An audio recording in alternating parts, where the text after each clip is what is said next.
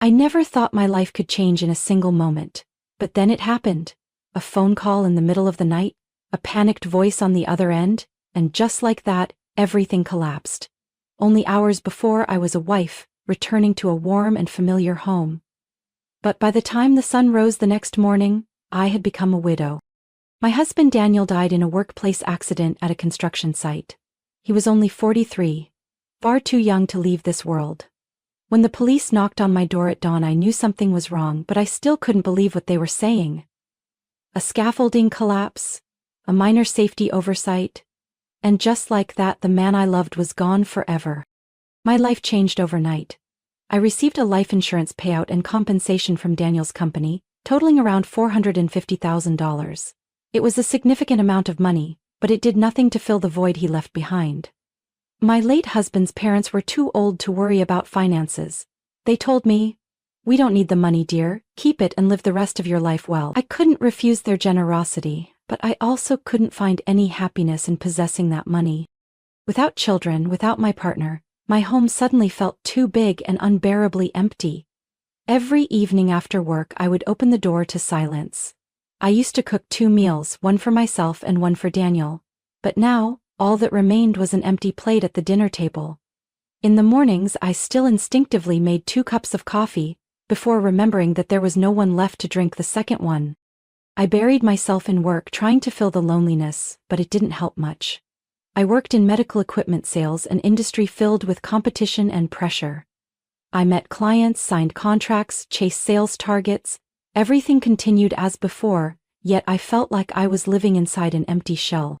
And then, I met Lucas. Lucas was an old colleague I had met at an industry seminar a few years ago. Back then our conversations were brief, just small talk about business trends and market statistics. But this time, our encounter was completely different. I ran into him at a client meeting. As I stepped into the conference room, Lucas was already there, leaning back in his chair with his signature smile. He hadn't changed much since the last time we met. Still a 46-year-old man with an air of confidence, an engaging way of speaking, and a playful glint in his eyes. But when he saw me, that smile briefly faded. "Emma, wow, it's been a long time," he said, his voice filled with surprise. I gave a small, distant smile, feeling something strange about hearing my name spoken with such familiarity. "Lucas, I didn't expect to see you here." We quickly returned to the meeting, but throughout the session I could feel Lucas's gaze occasionally glancing my way. After it ended, he walked over, not letting me leave so easily. "Would you like to grab a coffee?" I was about to decline. I wasn't good at small talk after work, and honestly I had no interest in forming new connections. But there was something in Lucas's voice, his sincerity, or maybe his patience, that made me nod. We sat in a small cafe near the office.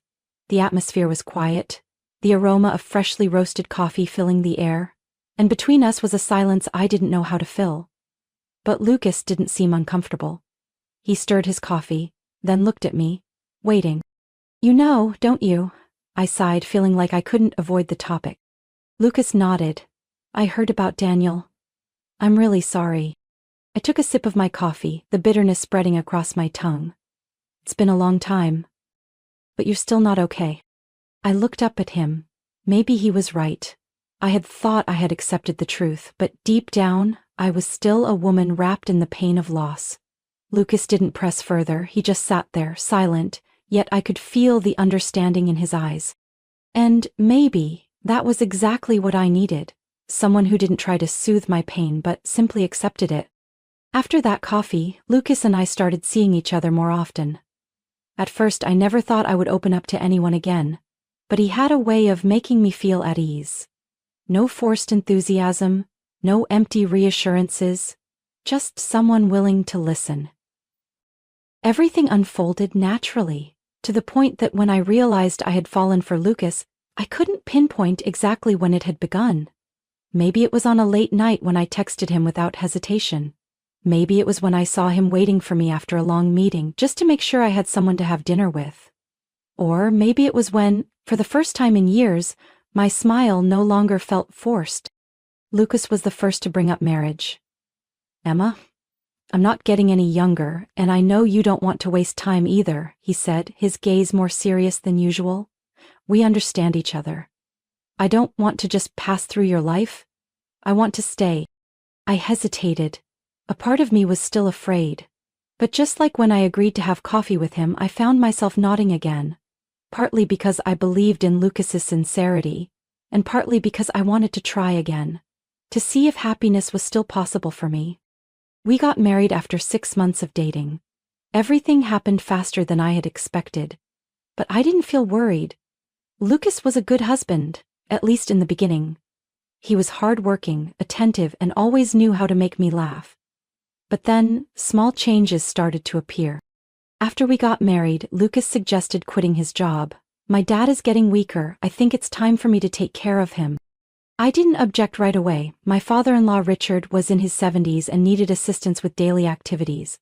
I respected Lucas's devotion to his father, and since my job was enough to support us financially, I agreed. At first, Lucas did his part well. He took care of his dad, did the housework, cooked meals, and managed our expenses. I felt like I finally had a true home. But over time, he started becoming lazy. Dinners were replaced with takeout, the house became messy, and I realized I had to take care of everything myself on the weekends. One evening after a long day at work, I came home to find Lucas sitting on the couch, his eyes glued to his phone. "Aren't you going to make dinner?" I asked, setting my bag down on the table. Without looking up, he muttered, "I'm too tired today, just order something." I closed my eyes and took a deep breath. This wasn't the first time, and I knew if I didn't say anything it would become a habit. My father-in-law Richard noticed the change in Lucas even sooner than I did. One evening as I was cleaning up the dining table in the kitchen, he walked in, his voice low. "Emma, would you mind if I said something?" I turned around and saw him looking at me with an apologetic expression. "Lucas, he's not a reliable person. I had hoped that marriage would change him, but it seems that's not the case." I froze. He was apologizing to me for his own son. "Do you know why I put you in charge of the finances?" he continued, his tone steady. "Because I don't trust Lucas. He doesn't know how to handle money, and I don't want you to suffer because of him in the future." His words left me stunned. I had noticed the signs, but I never imagined that even his own father didn't trust him. "I'm making arrangements for my estate," he went on, "and I need your help. Are you willing?" I looked at him, and in that moment, I realized I had stepped into something far more complicated than I had ever imagined. After my conversation with my father-in-law, I started paying closer attention to Lucas. What Richard had said wasn't an empty warning. I could clearly see the changes in Lucas's behavior. He no longer cared about taking care of his father, and if he did anything at all, it was purely for show. At first I thought maybe Lucas was just tired or going through a rough phase, but then I realized the truth. Lucas had never truly cared about his father. Whenever Richard needed something, Lucas would find a way to stall or shift the responsibility onto someone else. If his father needed to see a doctor, Lucas would say I had a car and that I should take him. If something needed fixing in the house, he'd tell me to call a repairman. Little by little, almost everything in the house became my responsibility, or that of the housekeeper. One day, I accidentally overheard a conversation between Lucas and one of his friends. He was laughing, his voice filled with arrogance. "The old man is living longer than I expected, but whatever, the money is still mine in the end." I froze in place. Money? I instantly knew exactly who he was talking about. I couldn't believe what I had just heard. I had always thought that despite his laziness and irresponsibility, Lucas still had some love for his father. But that single sentence made me realize he had been waiting for only one thing: his inheritance. After that night, I tried not to let on that I knew. I continued to observe him. Lucas had no idea I was watching his every word, every action. I saw the smirk on his face whenever he checked his father's bank account. I overheard his complaints whenever Richard needed help. And most importantly, I realized that Lucas had never loved me. He had married me for one simple reason: I was a stable source of income, enough to support him while he waited for his father to die. And then that day finally came. Richard took his last breath on a peaceful morning. I still remember holding his hand, feeling the warmth slowly leave his body. And I cried. Truly cried. He was a kind man, a respectable man, and even though my time with him was brief, I had come to see him as a father. But Lucas? He was different. Just 3 days after the funeral, he began showing his true colors. Gone was the appearance of a devoted husband. Gone were the sweet words. That evening, as I walked into the house, I found Lucas sitting on the couch, legs crossed, a stack of papers in his hand. He looked at me with a smile I had never seen before. A smug, almost triumphant smirk. "Let's get a divorce," he said bluntly. I blinked, my heart slowing in my chest. "What?" "Divorce," Lucas repeated, as if I hadn't heard him the first time. "You already knew, didn't you? I married you because I needed someone to support me financially until my father passed away. But now, I don't need you anymore." A cold chill spread through my entire body. I had known he wasn't sincere, but I never expected him to be this shameless. "You planned this from the beginning, didn't you?" I asked, my voice tight.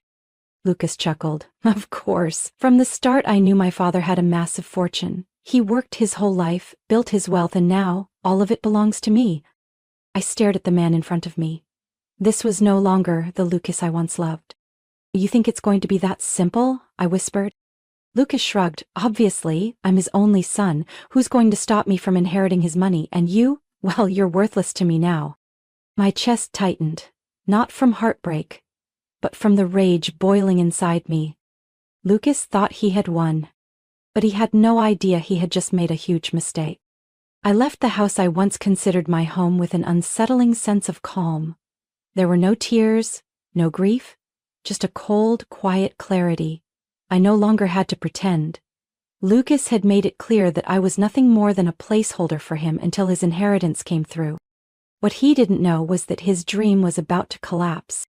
2 days after I moved into a temporary hotel, Lucas called me. I answered not because I wanted to speak to him, but because I knew this was going to be entertaining. "Emma, what the hell is going on?" I smiled, holding the phone a little farther from my ear to avoid his furious yelling. "Lucas, what exactly are you talking about?" "The money. Why can't I withdraw anything from my dad's account?" His voice was panicked, almost frantic. I crossed my arms, leaning back against the headboard. "Oh, so you actually tried to withdraw it, huh?" "Of course. I went to the bank this morning, but they told me the money is inaccessible. Why? My father had nearly $450 million, but the bank says I can't touch it. Explain this to me." I took a slow, deep breath, savoring the moment. "Lucas, you never really paid attention to your father's business, did you?" "What do you mean?" "Every single dollar in that account was collateral. Your father invested the entire sum into a frozen food production company in Europe, but the company failed and that money became bad debt. The bank granted him an extension to repay the loan, but now, the time is up. That means the entire account balance is being seized to cover the debt." A long silence stretched on the other end of the line. I could almost hear Lucas's ragged breathing as he tried to process the information. No way," he stammered. "My father wouldn't be that stupid. He was always careful with money." I let out a soft laugh. "He wasn't stupid, Lucas. He just didn't trust you. He knew you only cared about the money, and he didn't want you to benefit from it so easily. He made his final bet, and he had no regrets about his decision." Lucas started to lose control. "No, I don't believe it. There has to be more money, somewhere. I'm his only son. He couldn't have left me with nothing." I smirked. "Oh well, it's not exactly nothing, Lucas. You do have an inheritance." "How much?" His voice was filled with desperate hope. I pretended to think for a few seconds before slowly replying, $70,000. This time I actually heard something drop on the other end of the line. Maybe a glass of water on the table, or maybe it was the last shred of hope inside Lucas shattering into pieces. You're joking, right?" "Not at all, Lucas. Your father left you about $70,000 plus a few small accounts, bringing it to a total of $80,000. That's all you're getting." "No way," his voice cracked, half furious, half in complete despair. "I bet everything on that money. I spent all my savings because I thought I was about to be a millionaire." I raised an eyebrow. "Oh? So you spent everything before you even had it?" "I put a down payment on a house in Florida. I bought a brand new car. I spent like crazy because I thought I was about to have hundreds of millions of dollars." I couldn't hold it in any longer. I burst out laughing. "Wow, what a terrible plan." "Emma, please." His tone changed instantly, shifting from anger to desperate pleading. "Can't we reconsider this? We don't have to get divorced. I'll change, I swear. We can work this out. Together. I slowly shook my head, even though I knew he couldn't see me. No, Lucas. There's nothing left to work out. You deceived me from the very beginning, and now you're facing the consequences. But you have money. We can live off your money. Lucas, I sighed. I followed your father's wishes. He left me 20% of what remained, which amounts to $16,000. I accepted it as a gift from him, but it's nothing compared to what you thought you were getting. I'll move on with my life, and you need to learn how to take care of yourself. Lucas was silent for a few seconds. Then suddenly he let out a furious scream before slamming the phone down. I stared at the darkened screen for a moment, then let out a long breath of relief. Lucas had dug his own grave, and now he would have to find his own way out. As for me, I was ready to start over, a life free from opportunists like him. 3 days after Lucas's desperate phone call, I unexpectedly received a message from him. Emma, I'm sorry, can we meet, please? I stared at the screen, unsure how to react. I felt nothing for him anymore, no anger, no pity, just cold indifference.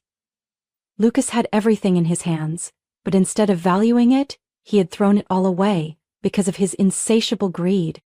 I didn't respond, but Lucas didn't stop. He started calling, at first just once or twice, then 5, 10 times in a single morning. I blocked his number, but the very next day he showed up outside the hotel where I was staying. Emma, I need to talk to you, he said, his voice exhausted, his eyes sunken from lack of sleep. I crossed my arms, leaning against the doorframe. We have nothing to talk about, Lucas. You don't understand. He reached out as if to grab my hand, but I stepped back. I lost everything, Emma. I have nothing left. I looked at him, feeling something between bitterness and amusement. Oh really? I don't recall being the one who blew through all my savings, put down payments on houses and cars, and spent recklessly on a fortune I never even had. Lucas swallowed hard, panic flickering in his eyes. I know, I messed up, but Emma, can't you help me one last time? I just need a little support to get back on my feet. We were married after all. I crossed my arms, narrowing my eyes at him. Let me guess. You want me to help pay off your debts? Or better yet, you want me to take you back so you can live off my money again? Lucas froze. No. That's not what No, I cut him off. Emma, please. No, I repeated firmly, my voice unwavering. You used me, Lucas. You thought I was an idiot. A financial backup you could rely on when needed and toss aside when convenient. And now? Now you come crawling back expecting me to save you? Not a chance. Lucas opened his mouth to argue, but I shut the door right in his face before he could say another word. I didn't need to hear anything else. From that day on, Lucas disappeared from my life. At least for a while. After I refused to help him, Lucas had no choice but to fend for himself. He had burned through all his savings and was now left with only $80,000 from his inheritance, a pitiful sum compared to the massive debts he had racked up. With no one left to rely on, Lucas was forced to return to the job market. But there was one major problem: he had no real skills. Before quitting his job to be his father's caretaker, Lucas had worked in sales. But getting back into the industry wasn't as easy as he thought. After years away from the field, he realized he had lost all the essential skills needed to succeed. He managed to land a job at a medical equipment sales company, ironically in the same industry as mine. But within just 3 weeks, his manager called him into the office. Lucas, if you don't close at least one deal by next week, I'm afraid we'll have to let you go. Lucas tried, he really did, but he simply couldn't keep up. He no longer had the confidence, the persistence, or the skills needed to thrive in sales. Less than a month later, he was fired. Unable to find a full-time job, Lucas had no choice but to take on part-time work just to get by. He worked as a waiter at a small restaurant, spending long hours on his feet every night. I heard that one evening a customer accidentally recognized him and asked, "Aren't you Lucas Turner? I remember you used to work in medical equipment sales, right?" Lucas forced an awkward smile. Yeah, but I switched careers." "Ooh. That's unfortunate," the customer said before casually returning to his meal, leaving Lucas standing there, his face burning with shame. He also tried working as a delivery driver, but the job wasn't as easy as he expected. The money he earned wasn't enough to cover the debts he had accumulated. and day by day his bank account continued to shrink. Every now and then, I would still hear news about Lucas from mutual acquaintances. But I didn't care. I had once loved him, once believed he was the man I would spend my life with, but in the end he was nothing more than an opportunist. Now he was paying the price for his greed and laziness. And me? I was free. Free from the burden of someone like Lucas. I rented a small apartment, just enough space to feel comfortable. I continued working hard, pushing forward in my career. Lucas once thought I would always be his ATM. But now, I no longer provided for anyone but myself. What would happen to Lucas in the future? Thanks, I didn't know. And I didn't care. After a few weeks at the hotel, I moved into a small apartment in a quiet suburban neighborhood. It had just one bedroom and a cozy living room, but that was all I needed. More than anything, I wanted a space that was truly mine, a place where I could finally feel at peace. I took my time settling in, arranging every piece of furniture, every book on the shelf, every painting on the wall. It wasn't a grand house, but it was mine. No one could take it away from me or invade my life again. The $16,000 I inherited from Richard remained untouched in my account. Not because I didn't need it, but because I wanted to keep it as a final memory of him. Richard had lived a remarkable life, one not controlled by money but by his own choices. And I wanted to use that money as a reminder to live for myself, not as someone else's safety net. My work continued as usual, but something inside me had changed. I no longer felt exhausted or empty coming home to an empty apartment. Instead, I felt at ease. Life wasn't perfect, but at least I knew I was living for myself, not as a financial crutch for someone else. People still occasionally mentioned Lucas, but I had long stopped caring. I heard he was still struggling, bouncing from job to job, never able to stay in one place for long. He had lost everything: his money, his status, his comfort. And most importantly, he had lost the one person who had truly cared for him. I didn't feel satisfaction, nor did I feel pity. Lucas's story no longer mattered to me. I had moved on. And this time, I wasn't looking back. Life isn't a game of luck, it's the result of the choices we make. Emma once believed in love, once dreamed of a happy home, but in the end she learned that not everyone deserves sincerity. Lucas had destroyed his own future with his greed and entitlement. This story is a reminder. Never let anyone treat you as a tool. Never let anyone dictate your life. Live for yourself, know your worth, and walk away when you need to. What are your thoughts on Emma's story? Do you sympathize with her, or do you think Lucas got exactly what he deserved? Share your thoughts in the comments below. And don't forget to follow the channel for more real-life stories about family, relationships, and the lessons that shape us.